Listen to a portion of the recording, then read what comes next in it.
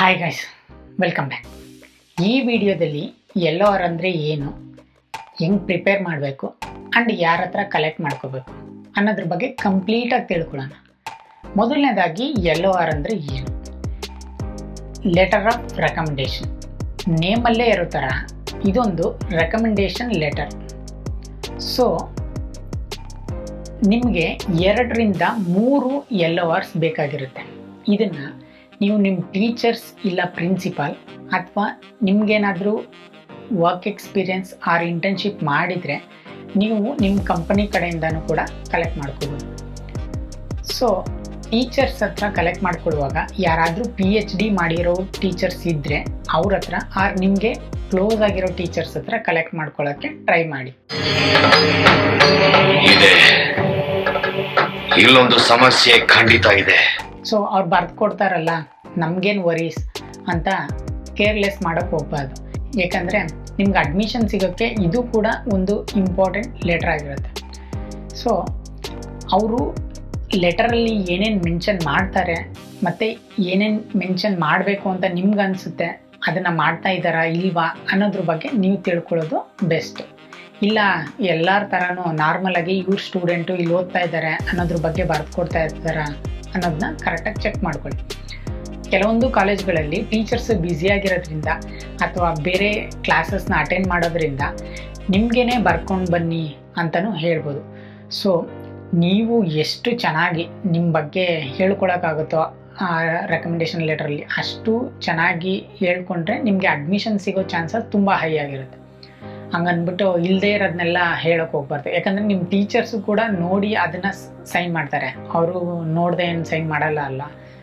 So letter format ಹೆಂಗಿರುತ್ತಪ್ಪ ಅನ್ನೋದಾದರೆ, ಮೊದಲನೇದಾಗಿ ನೀವು ನಿಮ್ಮ ಟೀಚರ್ಸ್ ಡೀಟೇಲ್ಸ್ ಎಂಟರ್ ಮಾಡ್ತೀರಾ.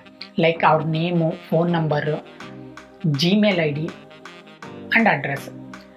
ದೆನ್ ಸಬ್ಜೆಕ್ಟಲ್ಲಿ ಏನೇನು ಮೆನ್ಷನ್ ಮಾಡ್ತೀರಾ ಅನ್ನೋದಾದರೆ, ಇವಾಗ ನೀವೇನಾದರೂ ಫೈನಲ್ ಸೆಮಿಸ್ಟರ್ ಅಥವಾ ಫೈನಲ್ ಇಯರಲ್ಲಿ ಯಾವುದಾದ್ರೂ ಒಂದು ಪ್ರಾಜೆಕ್ಟ್ ಮಾಡಿದರೆ ನಿಮ್ಮ ಟೀಚರ್ಸು ನಿಮ್ಮನ್ನ ಹೆಂಗೆ ಹೈಲೈಟ್ ಮಾಡ್ಬೋದು.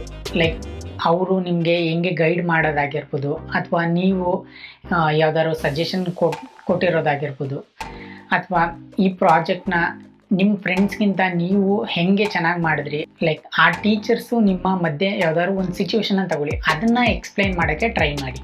ದೆನ್ ಎಲ್ಲ ಮುಗಿದ್ಮೇಲೆ ಕಾಲೇಜ್ ಲೆಟರ್ ಹೆಡ್ಡಲ್ಲಿ ಪ್ರಿಂಟೌಟ್ ತಗೊಂಡು ನಿಮ್ಮ ಟೀಚರ್ಸ್ ಹತ್ರ ಸೀಲ್ ಆ್ಯಂಡ್ ಸೈನ್ ಇಂಪಾರ್ಟೆಂಟ್ ಆಗಿರುತ್ತೆ.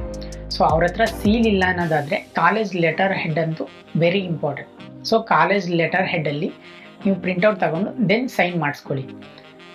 ಸೊ ಸೈನ್ ಮಾಡಿಸ್ಕೊಂಡ್ಮೇಲೆ ಸ್ಕ್ಯಾನ್ ಮಾಡಿ ಅವ್ರಿಗೂ ಕೂಡ ಒಂದು ಕಾಪಿನ ಸೆಂಡ್ ಮಾಡಿ. ಸ್ಕ್ಯಾನ್ ಮಾಡೋದು ಅಂದರೆ ಯಾವುದೋ ಮೊಬೈಲ್ ಅಪ್ಲಿಕೇಶನಲ್ಲಿ ಸ್ಕ್ಯಾನ್ ಮಾಡೋಕ್ಕೆ ಹೋಗ್ಬಿಡಿ, ನಿಯರ್ ಬೈ ಸೈಬರ್ ಸೆಂಟರ್ಗೆ ಹೋಗಿ ಸ್ಕ್ಯಾನ್ ಮಾಡಿಸಿ ಡ್ರೈವ್ಗೆ ಅಪ್ಲೋಡ್ ಮಾಡ್ಕೊಳ್ಳಿ. ನಿಮ್ಮ ಟೀಚರ್ಸ್ಗೂ ಕೂಡ ಒಂದು ಕಾಪಿನ ಸೆಂಡ್ ಮಾಡಿ.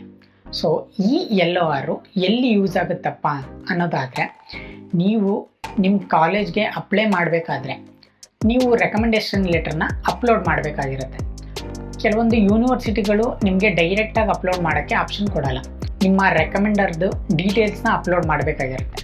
ಸೊ ಆ ಟೈಮಲ್ಲಿ ಏನಾಗುತ್ತಪ್ಪ ಅನ್ನೋದಾದರೆ, ನೀವು ಎಲ್ಲ ಕಂಪ್ಲೀಟ್ ಮಾಡಿ ಅಪ್ಲಿಕೇಶನ್ನ ಸಬ್ಮಿಟ್ ಮಾಡಿದ್ಮೇಲೆ ನೀವು ಮೆನ್ಷನ್ ಮಾಡಿರ್ತೀರಲ್ಲ ಮೇಲ್ ID, ಆ ಮೇಲ್ IDಗೆ ಒಂದು ಮೆಸೇಜ್ ಹೋಗುತ್ತೆ. ಸೊ ನಿಮ್ಮ ಟೀಚರ್ಸ್ ಆವಾಗ ರೆಕಮೆಂಡೇಶನ್ ಲೆಟರ್ನ ಅಪ್ಲೋಡ್ ಮಾಡಬೇಕಾಗಿರುತ್ತೆ. ಸೊ ನೀವು ಎಷ್ಟು ಕಾಲೇಜ್ಗಳಿಗೆ ಅಪ್ಲೈ ಮಾಡ್ತೀರಾ, ಲೈಕ್ ಇವಾಗ ನೀವು ಒಂದು 4-5 ಕಾಲೇಜ್ಗೆ ಆರ್ ಒಂದು 10 ಕಾಲೇಜ್ಗೆ ಅಪ್ಲೈ ಮಾಡ್ತೀರಾ ಅಂತ ಅಂದ್ಕೊಳ್ಳೋಣ. ಸೊ ಅಷ್ಟು ಕಾಲೇಜ್ಗಳಿಗೂ ಕೂಡ ಅವರು ಕೂಡ ರೆಕಮೆಂಡೇಶನ್ ಲೆಟರ್ನ ಅಪ್ಲೋಡ್ ಮಾಡಬೇಕಾಗಿರುತ್ತೆ. ಸೊ ಇದಕ್ಕೇ ನಿಮಗೆ ಯಾವ್ದಾದ್ರು ಕ್ಲೋಸ್ ಆಗಿರೋ ಟೀಚರ್ಸ್ ಇದ್ದರೆ ಬೆಟ್ರ್ ಅಂತ ಹೇಳಿದ್ದು.